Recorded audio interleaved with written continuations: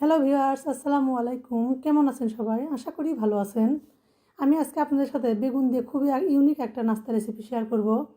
তো প্রথমে এখানে আমি বেগুনের খোসা ছাড়িয়ে এভাবে কেটে নিব।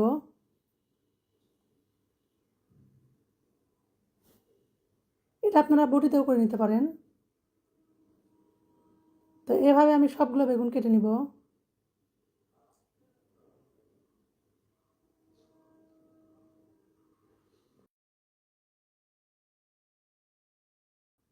তারপর এগুলো আমি পানি দিয়ে সামান্য লবণ দিয়ে 5 মিনিট ভিজিয়ে রেখে দেব।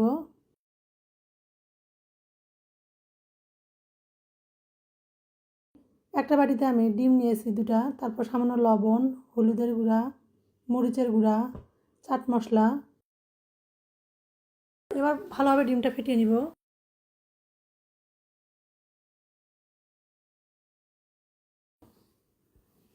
তারপর একটা বাটিতে আমি ময়দা নিয়ে নিব। তারপর এখানে দিয়ে দেবো স্বাদমতো লবণ, হলুদের গুঁড়া, মরিচের গুঁড়া ও চাট মশলা। এবার ময়দার সঙ্গে এগুলো উপকরণ ভালোভাবে মিশিয়ে নিব। তারপর এখানে দিয়ে দেবো বেকিং পাউডার। বেকিং পাউডার দিয়ে আবারও ভালোভাবে মিশিয়ে নিব। তো এবার বেগুনগুলো পরিষ্কার করে ধুয়ে পানি ঝরিয়ে নিয়েছি। এই বেগুনগুলো এবার টিস্যু পেপার দিয়ে ভালোভাবে আমি এগুলো মুছে নিব, যাতে এর ভিতরে পানি না থাকে।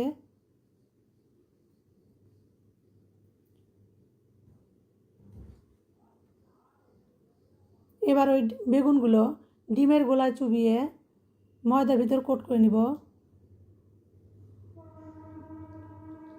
তো এভাবে আমি ডাবল কোট করে নেব এটা আমি।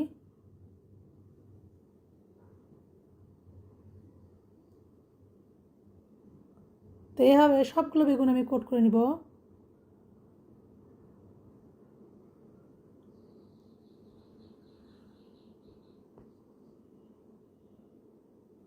এই নাস্তাটা বানানো কিন্তু বেশি উপকরণ লাগে না, কিন্তু খেতে কিন্তু অসম্ভব মজা। আপনারাও এভাবে একবার ট্রাই করে দেখতে পারেন, আশা করি ভালো লাগবে। তো আমার কোট করা হয়ে গেছে। এবার একটা ফ্রাই প্যানে আমি পরিমাণ মতো সয়াবিন তেল দিয়ে দিব। তারপরে এই বেগুনের নাস্তাগুলো আমি দিয়ে ভেজে নিব।